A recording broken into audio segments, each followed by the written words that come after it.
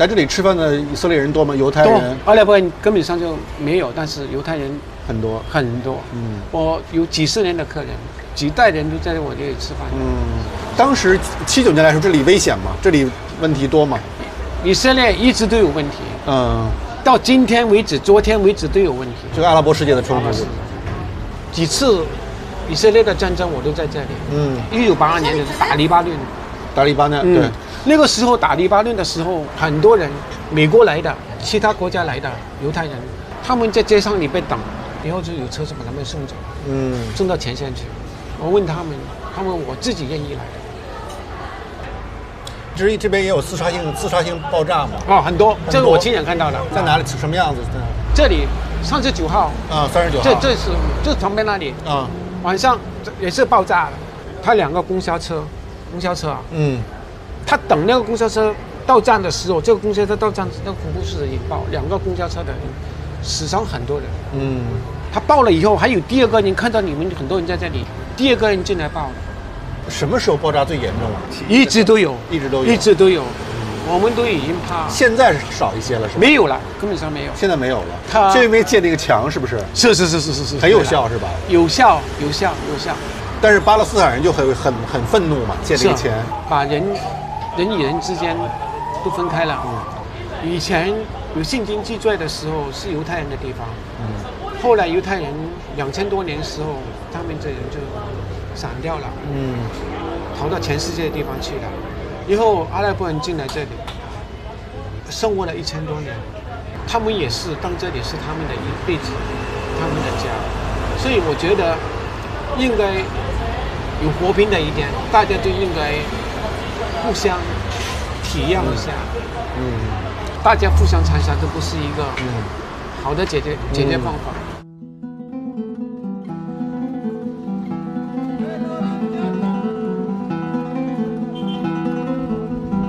哇，这么高这墙，比那个柏林墙高多了。对啊，高太多了，这得有什么8米、10米高。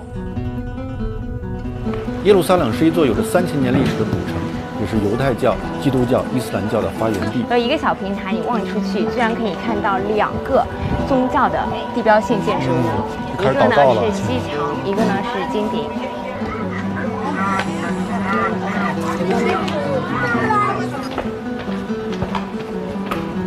与耶路撒冷相距1小时车程的特拉维夫，却是一座引领世界科技的现代都市。我相约赫拉利在这儿再次见面，我很好奇，如此复杂的环境对他的影响是什么。Hi, see you again. Hello. Hi, see you again. See you again. Hey, how are you? Hi. Nice to meet Nice to you. meet you. So where to go? We need the car. Yeah, we are ready. Yeah. Please. You know, I just traveled from Jerusalem, the old city. You see the different culture, different religion, and I mean very mixed culture, and lots of burden from history. Is there a kind of Israeli mentality? Could you describe it? As a tourist, maybe you go there. Oh, it's very interesting. Or you see all the old places. All this is where Jesus was, and so forth. But you live there. The amount of hatred in that place. It's like a nuclear reactor of hatred. You know, religion can be a wonderful thing, but when you live in Jerusalem, you realize that it can be a terrible thing. How much hatred and anger. Ideally, a temple or a religious place is a place where you go in order to experience peace and harmony. If you go to a temple and you experience hatred and anger, then this is a dysfunctional temple. It's not working, you know. It's like going to a hospital and getting back even more sick. So Jerusalem for me is a dysfunctional temple.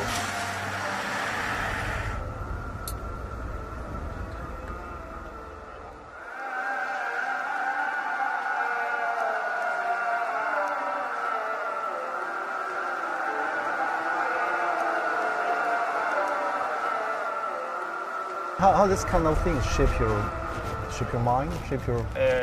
The influence on me of if this is what you ask, it obviously has an impact. I mean, if you live in a place like Silicon Valley, maybe you can have this kind of utopian vision of a world governed by science and by rationality and things like that. But if you live in the Middle East, it's obvious to you that you cannot escape this tension, because all around you people are killing each other because of their belief in fictional stories. So it's very clear to you that fiction is an extremely powerful thing. My house, the village where I live, is exactly middle of the way between Tel Aviv and Jerusalem.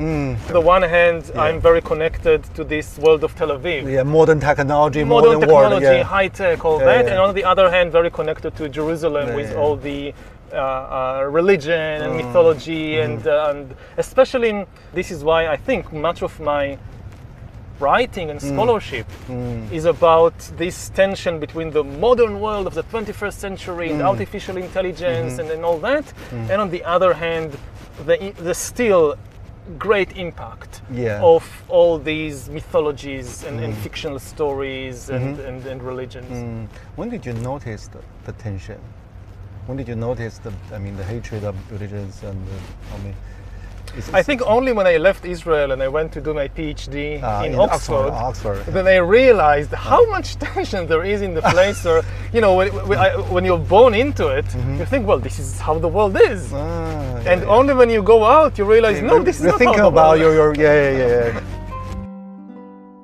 为了更充分理解这个国家与赫拉利，我约了几位当地人闲聊。我的朋友王石正在以色列游学，他与我一同前往。007那个谍战片的这个行业，对。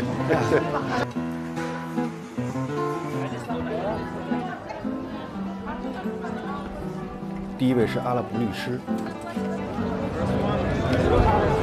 Nice to meet you. How do you think about the Jewish people? I mean, the Jewish come back. Take the city, they become a new authority. Is understanding or for you not? For me, I don't have a problem with the religion about the Jews. And they was living here before the occupation, and we have places that they are neighbors of the Arabs, and they don't have any problem with the Palestinian here. Before the occupation, when they kick them out from Europe and receive them, and later they are get of this country.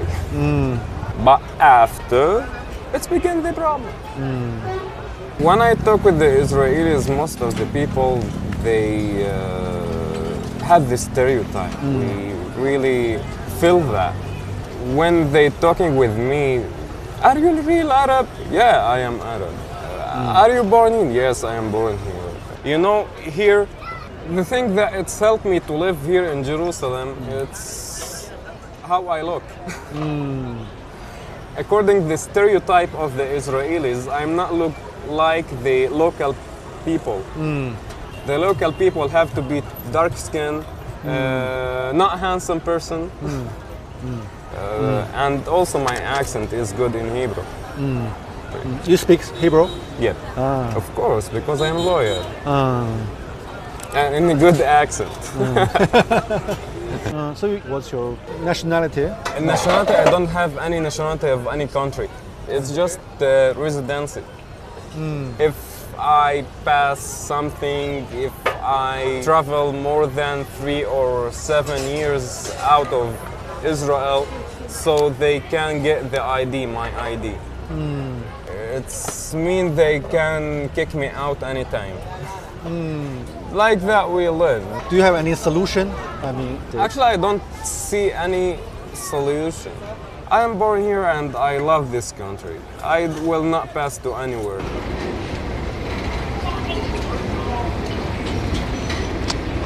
Forgot a car. Oh, it's okay. It's okay. It's okay. When did you arrive? Sorry? When did you come to 2 days ago. Oh, 2 days ago. So you've been around. Yeah, spent 1 day in Jerusalem and here. Yeah, come here. Yeah. You're much more relaxed than in China. Me. Yeah. Yeah, because in China you run around from Yeah, here to yeah, there, yeah. and here Too it's many like, things. Yeah. Oh, what nice view. You want some water? Yes, Some water would or- be nice.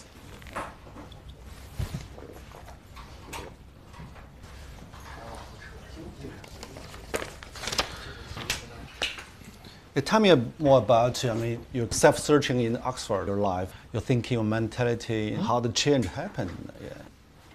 How the change happened. Yeah. Well, I went to Oxford to do my PhD on military history.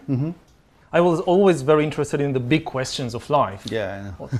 What are we doing here, and what is the meaning of life, and what is the source of suffering in the world, and things like that. But I got the impression that you couldn't really engage with these questions in the academic world.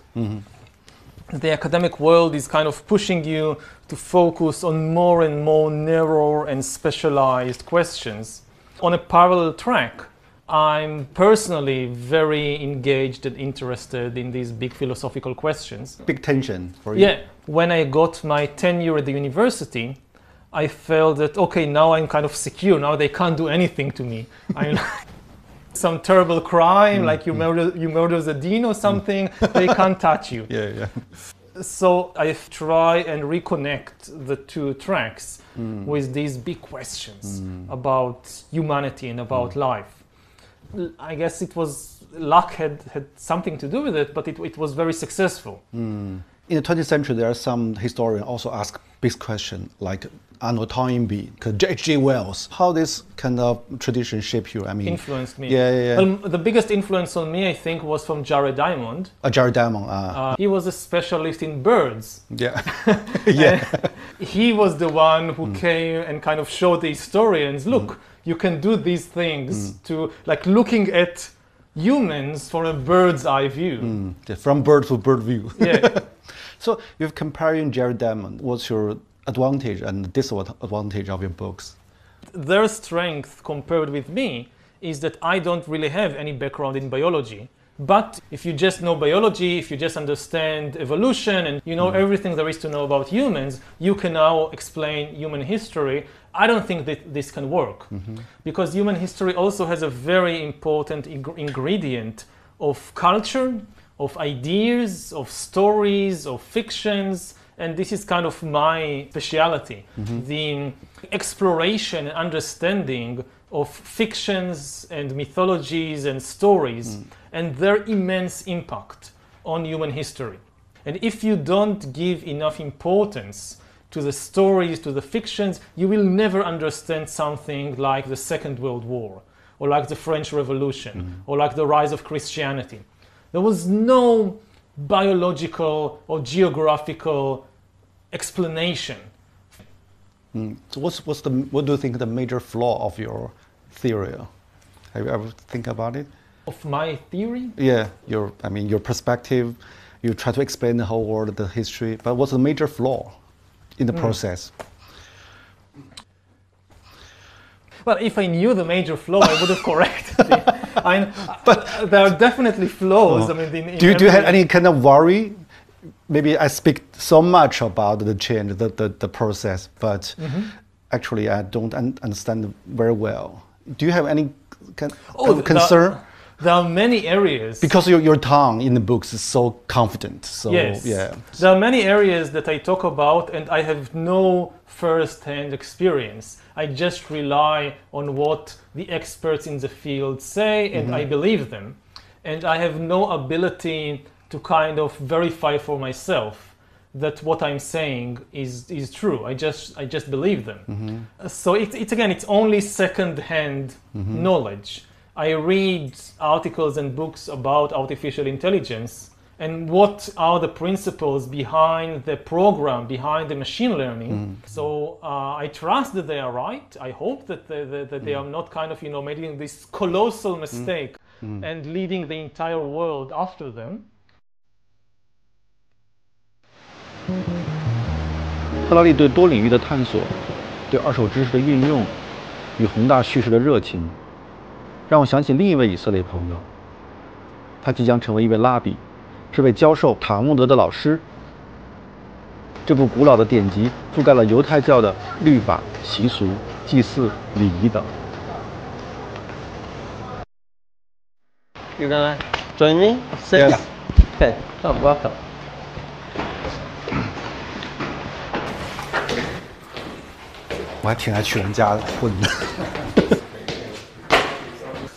Welcome. Welcome, everybody. Maybe say something about yourself. You're from Dutch?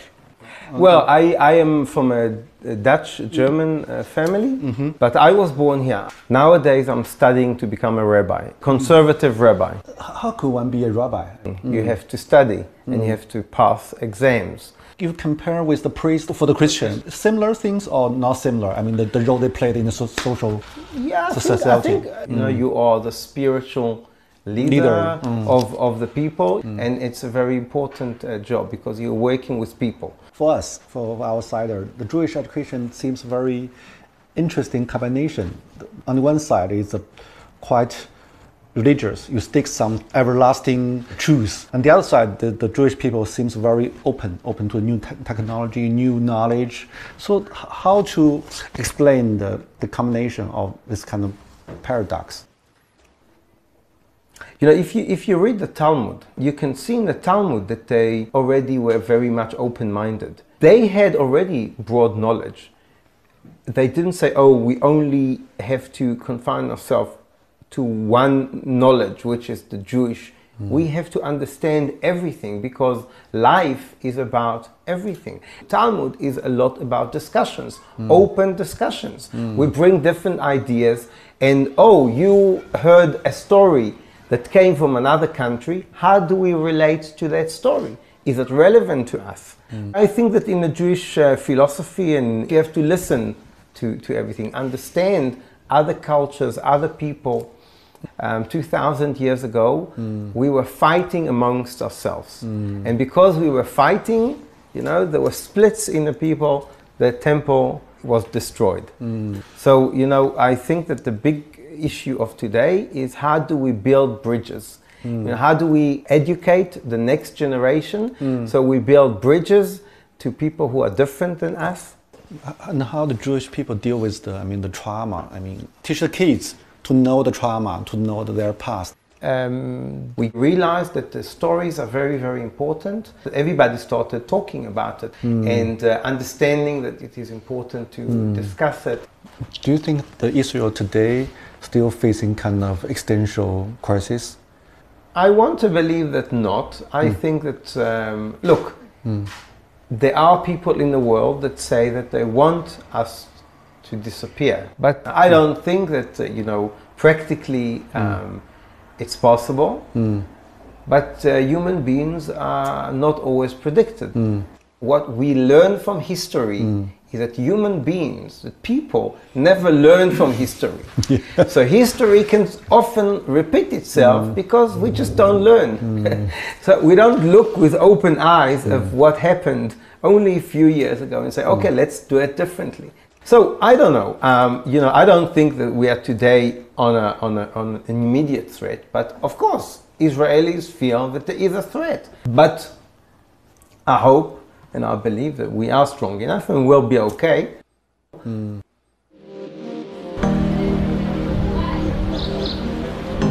在以色列，宗教深入人们的生活，不同教派主张各异。 The fulfillment of my people's prayers for 2,000 years, 3 times a day. The Jewish. 海雅是一位有着3个孩子的正统教犹太人。Do you still feel lots of dangers everyday life in everyday life?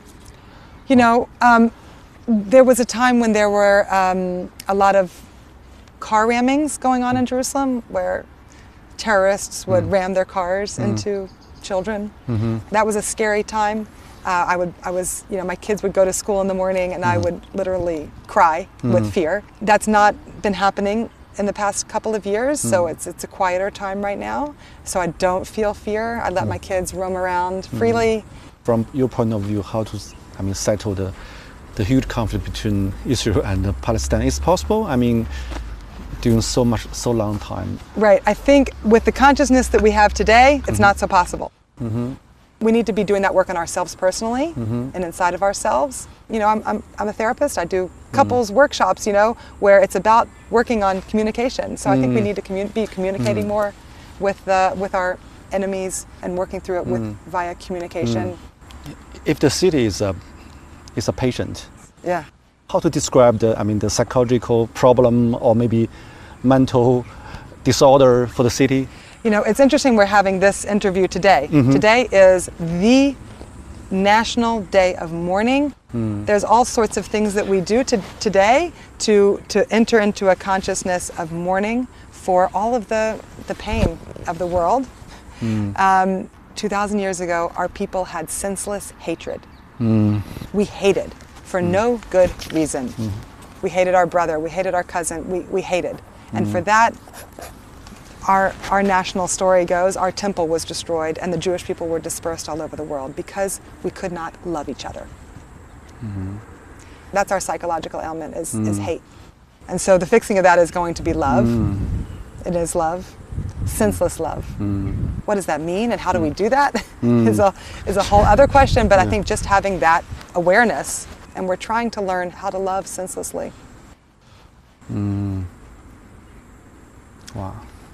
I know that seems like a little bit like theoretical maybe, but I think it's true. I think that's where we have to start. So in your book, you also mention about the global meaning crisis. Actually, people don't know who they are and they lost identity. So how to cope with it, from your point of view? How to deal with the phenomenon? We can't come back. We can't go back. We can't go back. This should be But very clear. Yeah, we the road must create back. new. Yeah, what's new? What's the new meaning? I think that always the key is to get to know ourselves better. When people ask what is the meaning of life, they usually expect to be told some story about the universe, which gives them some role to play. You have the Jewish story, the Christian story, the national story, but all these stories are false because the universe doesn't work as a story. It exists today in the world, not Israel, not Japan, not Greece, not Egypt. None of them existed 5,000 years ago. Humans coming out of Africa, the first cave art, the farming, the invention of farming, of agriculture, the invention of writing, of money, the first cities, all these things happened long before any of the nations that today exist appeared. So none of them offers you an eternal truth. And I think that what the real answer to this search for meaning is leave all these stories aside. And the key thing is to really understand the reality about yourself. So there are many tools to do it, from meditation to the tools of science, that to really explore what is the body, what is the brain, what is happening within me. If you really know the truth about yourself, I don't think that you need any of these stories anymore. So you say you must create your own story. No, you don't create your own story.